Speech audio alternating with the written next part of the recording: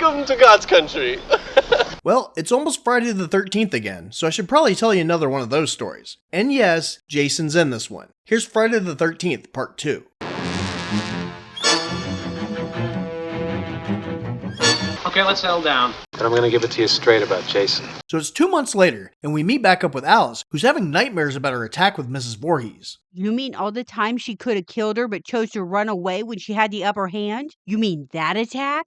Yeah, that one. Well, she can't get past the attack by the woman who for 23 years made it her life's mission to keep a summer camp closed because her son died there. She also dreams about the dream she had after. You know, the one where the corpse of the child that died 23 years prior to that attacked her, and she woke up thinking that he was still alive and still a little kid. These kids smoke better dope than I do. Well, she was half right. See, Jason's still alive and tracked her down to the haunted house that she rented instead of going back to California like she wanted to before all this crap happened. So she stayed where she didn't know anybody anymore because they all got murdered, and then the little ghost boy that she saw is now an adult and was able to track her down? Something like that. But he distracts her with the old mom's head in the refrigerator trick, and he stabs her in the head with an ice pick, and she dies. Really, I'm fine. He came back to life after his mom died? No, he's just been living in the woods for the past 23 years because despite never finding a body, his mother chose to go on multiple murder sprees instead of, looking for him. You never paid any attention. Anyway, it's the summer 5 years later after all that Camp Blood stuff, and some new counselors, Sandra and Jeff, are coming to town to work at the Packanack Lake Counselors Training Center, which is weird that they call it that since they're still on Crystal Lake. Also, I'm not sure why you'd want to gather a bunch of camp counselors at a place known for camp counselors being murdered. Come and get him! So they roll into town and park far enough away from this payphone that they want to use for their friend to play a prank on them. It also allows Ralph a chance to warn them. But he said that the camp had a death curse, not the lake. Shut up. Maybe he knows that his mom's death made Jason a murderous nutbag. Hell, Jason had to get to the town Alice was in. Maybe he gave him a ride. I'm the messenger of God. Anyway, so their friend Teddy has their truck towed, and then they all head to apparently not Crystal Lake. There, the owner, Paul, acknowledges that most of them are seasoned counselors, and because of that, wants to train them all the same way he would train somebody with zero experience. That's crap. Then their little meeting is interrupted by Jenny, whose car's a piece of shit. My car's sick. And after we establish that they're banging, he gets back to warn them about bears. And contrary to what everybody hears, bears are dangerous. The bears can smell the menstruation. And that night, he warns them that the rumor around town is that Jason's been living in the woods as a feral child. Hold on. The people in town thought he might still be alive, and they didn't call his mommy or put together a search party or anything? Since he supposedly never left the woods, you would have thought that he would have at least shown up at the camp the following year when he heard kids playing. Assuming that a deformed and handicapped 11-year-old could have survived that long. What have you been eating? Woodchuck turds? But anyway, Paul tells them that Alice disappeared 2 months after the Friday the 13th that was also a full moon and Jason's birthday, and then Teddy jumps out and scares the shit out of him. Takes the whole thing very seriously. At which point, he tells them that everything he just said was bullshit, but they should still stay out of Camp Crystal Lake. Camp Crystal Lake is jinxed. When Jenny goes to bed, Paul scares the shit out of her to get her in the mood, and Ralph's outside watching. Pervert. But then, he gets strangled by barbed wire, and he dies. God sent me. The next day, Jeff and Sandra try to sneak into Camp Crystal Lake, and they manage to walk right past Jason multiple times, but then the cops bust him for trespassing. After the cop drops him off, he sees somebody run across the street, so he goes to investigate. And because he takes trespassing very seriously, he tracks him all the way down to either a rundown trailer or an upscale clubhouse. What kind of place is this? Inside, he finds out that Jason's at least still potty trained, and then he opens another door, and he gets hit in the head with a hammer, and he dies. Why would he care if people went to an abandoned old camp anyway? Well, mostly because there haven't been any problems since the camp was closed again, and he wants to keep it that way. But I guess he forgot that the reason there hasn't been any trouble is that the person who was killing everyone got their head chopped off. Oh, what monster could have done this? That night, Paul lets him have a night out on the town, but Sandra and Jeff have to stay behind because they got busted. This other guy, Mark, has his reasons for staying. Nothing spoils a party faster than a drunk in a wheelchair. But this girl that he keeps blowing off, Vicky, wants to stay too to see if it's even possible to bang him. Just your legs, huh? Is everything else okay? Then this other girl, Terry, wants to stay behind because her dog ran away on a hike earlier, so this dude, Scott, hangs back too. But he probably shouldn't, since his flirting skills are not working. Fresh goes better with Mentos, fresh and volatile. Mentos, the fresh maker.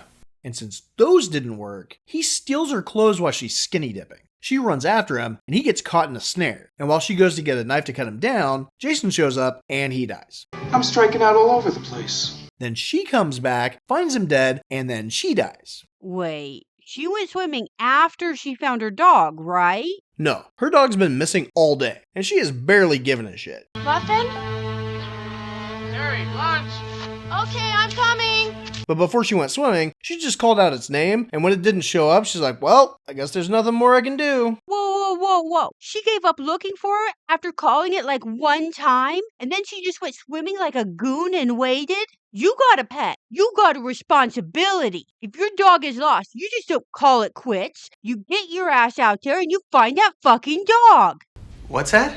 After a while, Mark finally realizes that Vicky wants to bang him. Want to take me on? So she goes to freshen up. After she puts on a sensible sweater and her sexy brown underwear, she sprays some perfume down there, either out of optimism or necessity. Woman knows her trout. Back at the lodge, Mark hears thunder and thinks it's Vicky. Vicky? So he goes out on the porch where he gets a machete to the face and rolls down way too many stairs and he dies. I don't intend to be in this thing the rest of my life. Jason then goes into the room where Sandra and Jeff just finished banging, and he spears them both through the bed, and they die. Where'd this sucker come from? At the bar, Teddy's upset that the police are taking them going to Camp Crystal Lake so seriously, and trivializes what happens, even though he knows Jason's mom killed everybody. It was 5 years ago. Some girl panics and falls out of a canoe. Then Jenny theorizes that Jason, who she doesn't believe is alive, saw his mother beheaded and became a raving psychopath because of it. He must have seen his mother get killed, and all just because she loved him. And after their completely accurate, unnecessary conversation, Paul wants to leave, so Jenny goes with him since they're not supposed to let anybody know that they're banging. I won't tell. But Teddy and everybody else probably won't remember since Teddy asked the oldest guy at the bar if there's an after-hours club that they can go to. Back at the lodge, we see that Vicky survived one of the rules of horror. I'll be right back. Never, ever, ever, under any circumstances say, I'll be right back. Because you won't be back. But then she goes looking for the guy in a wheelchair upstairs and also checks on the couple who she knows were banging when she left. But instead of two naked people, she finds Sandra laying with a farmer with a pillowcase over his head. Hi there. Do you want to dance? He cuts her leg, so she completely gives up on living and lets him stab her, and she dies. At this time, Jenny and Paul are getting back, and because the lights are on, they worry and go check the rooms. Jason's gotten rid of the bodies, but didn't have time to do turndown service. But what is this crap? I told you to Keep clean during your menstrual cycle. I said I was sorry. Then the lights go out, and when Paul goes to look outside, Farmer Jason attacks him. Jenny runs to the bathroom that for some reason doesn't have a lock and plans on going out the window, but Jason figured out her plan and beats her there. So she runs to the kitchen that does have a lock and looks for a weapon. After grabbing a knife and finding a window to go out of, she hears him at the door and decides to stand on the side of the door that would swing open and hit her in the face. Instead, Jason bursts through the door with a pitchfork, so she tries to hide in the closet. Where'd he get a pitchfork? He's dressed like a farmer, maybe brought it as a prop. Anyway, she opens the closet and finds Ralph's body, so she goes out the window to her car. But remember, car's a piece of shit, and it won't start. Plus, Paul drove, so I'm not sure how she even got the keys. But Jason catches up to her and starts stabbing the passenger side roof. And since he didn't check to see if that door was unlocked, she just kicks it open and he falls down. Then what would it be like today? A frightened retard? She takes off running, but then just hides in a bush to surprise kick him in the nuts. He then catches up to her again, and she hides behind a car, and then goes in basically the same direction as him once he takes off. He tries to tackle her in the woods, but he misses, probably because of the pillowcase obstructing his vision. I really want to see it.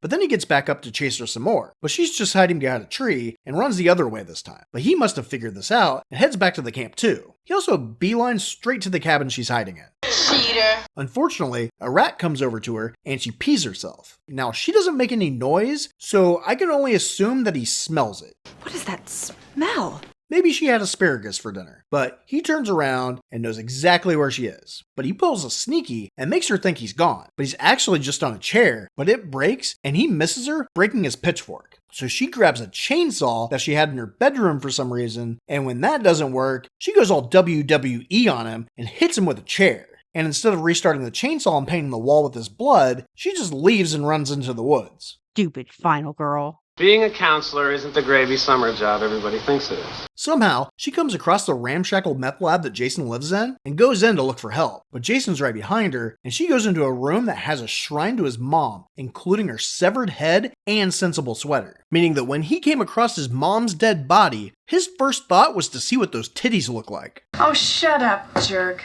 God, I've got a shirt on. That's all you ever think about. And because earlier we found out that she was studying child psychology, Use a little of that child psychology you're majoring in. she puts on the sensible sweater and pretends to be his mom. Now this works for a minute, but her plan is foiled, not because she lifts up a machete to kill him, but because he looks behind her and sees his mom's head. Oh, Mom. So he cuts her leg, but then Paul comes in and starts to fight him. And just as Jason goes to kill Paul, Jenny grabs the machete and plunges it into his shoulder. Now instead of making sure he's dead or taking off the dead lady sweater, she takes off the pillowcase to see what he looks like. Thought you wanted to give him one of your motherly lectures. Then they leave, and even though she's hurt, they just go back to the rat-infested cabin that smells like piss. And that's when they hear something at the door. Jason's out there. So he gives her the good end of the broken pitchfork, and he takes the handle. But when he opens the door, it's just Terry's dog. And that's when ugly-ass Jason bursts through the window and grabs Jenny. You should have gone for the head.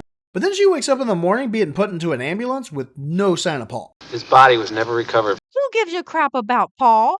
No, he's okay. Where's the dog? Nobody knows. He got hungry. Could have been a skunk. Could have. What'd you think? Very funny. Hey, you guys, look at this. Oh, come on, you chicken shit. I think I'll stick around too. Yeah, that's what I'm afraid of. What are you going to do with the rest of your life? All right, what the hell? But I swear, if you ever do this to me again, I'm gonna kill you.